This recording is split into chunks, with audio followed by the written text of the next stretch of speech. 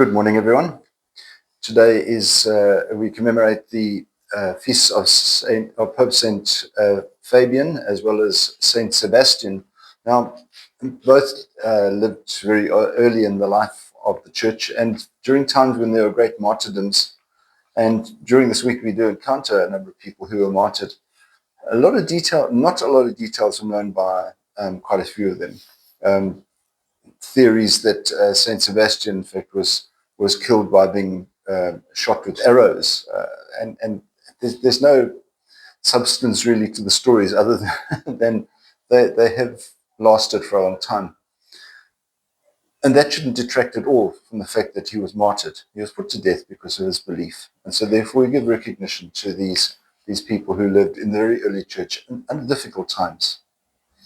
In our first reading today, in Hebrews chapter 5, we see that Jesus learned to obey through suffering. And that's quite a startling revelation, if you like, but something we need to consider is that Jesus as a human being had to come to terms with what he was going to go through and what he was going through.